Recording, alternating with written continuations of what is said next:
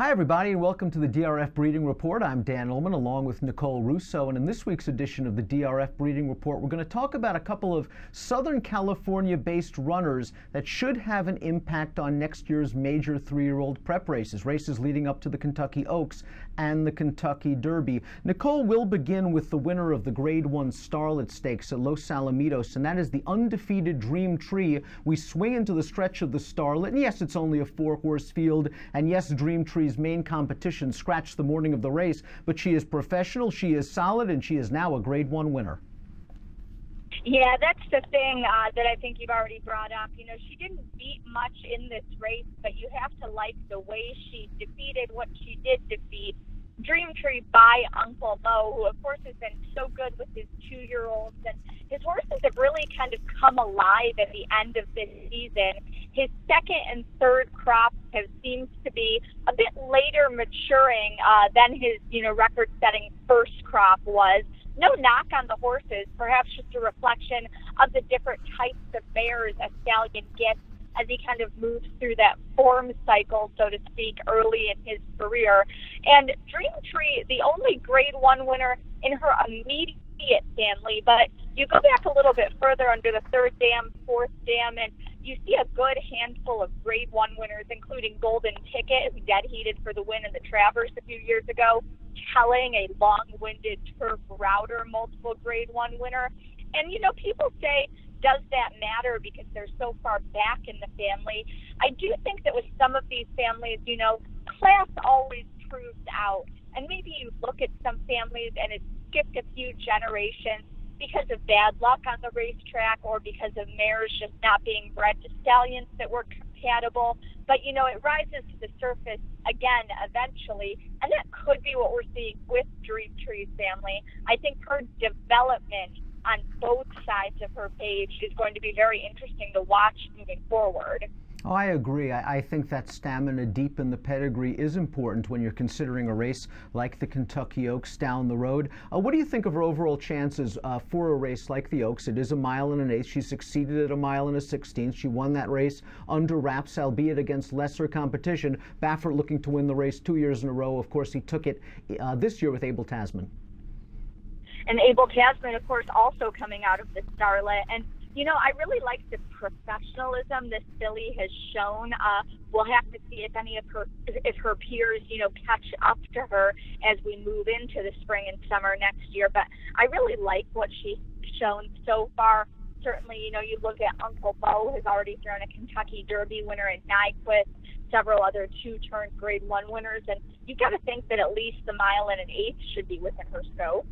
Let's talk about the boys now. We saw 3 very promising performances in the Grade 1 Los Alamitos Cash Call Futurity. They turn into the stretch, and this is going to be a blanket finish. Down on the inside, Bob Baffert's Mackenzie. On the far outside, Bob Baffert's Solomini. And in between horses, Jerry Hollendorfer's Instilled Regard. All 3 of these colts have strong pedigrees, long-winded pedigrees, classy pedigrees, pedigrees that make you think about the first Saturday in May.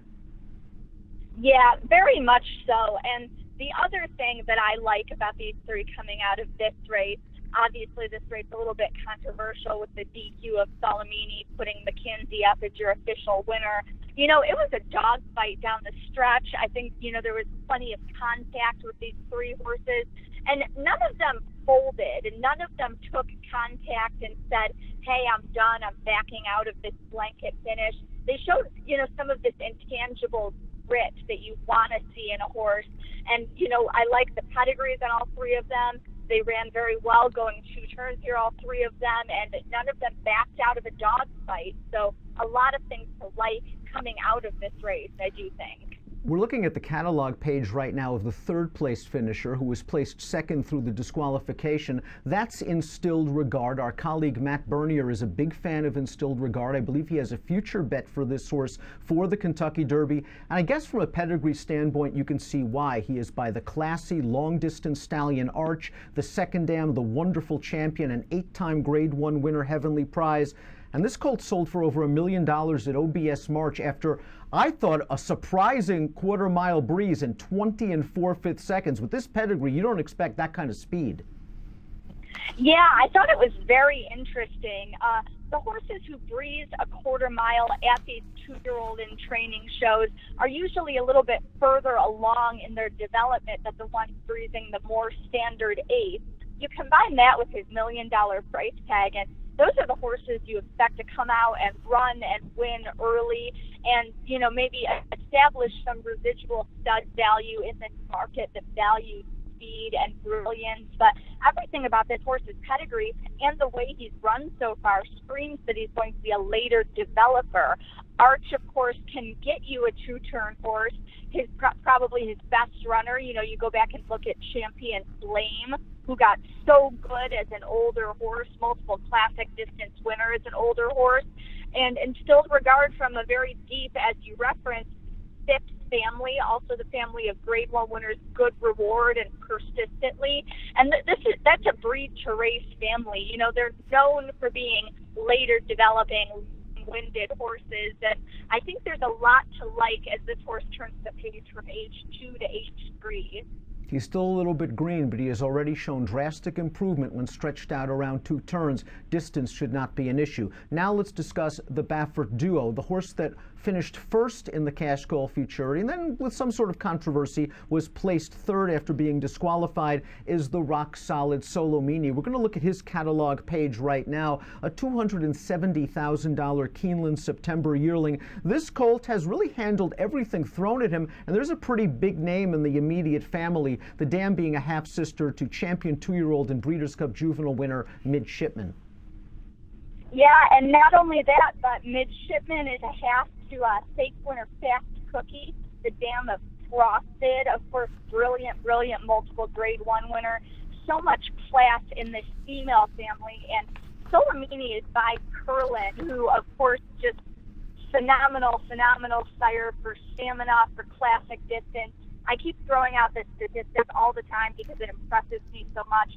He's had a classic winner or classic placed runner from every one of his crops of age to date, and Solomini physically really reminds me of Curlin. Just big, strapping chestnut, just beautiful physical on this horse.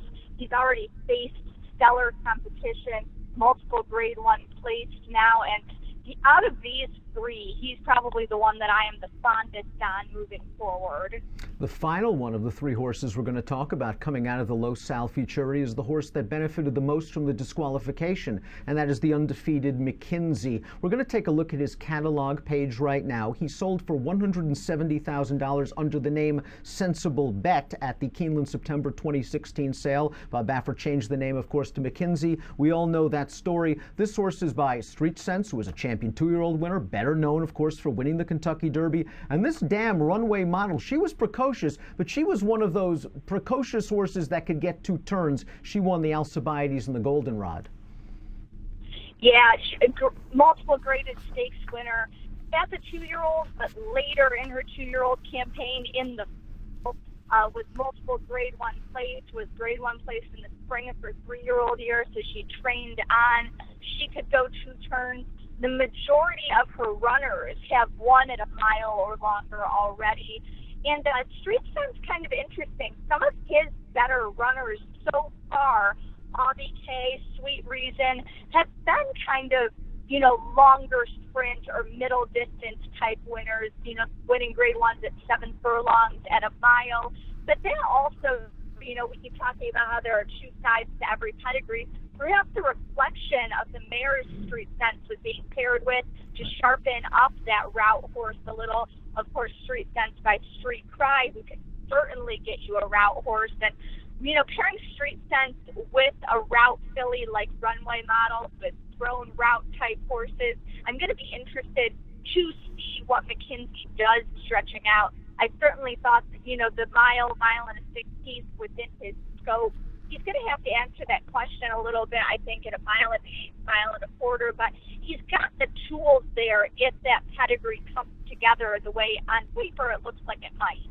So there you have it, 4 promising horses based in Southern California that should be major factors in the Southern California road to both the Kentucky Oaks and the Kentucky Derby. You can follow Nicole on Twitter at DRF Russo, and you can follow the entire DRF breeding team for all the latest bloodstock news and notes at DRF Breeding on Twitter. For Nicole Russo, I'm Dan Illman. We'll see you next week on the DRF Breeding Report.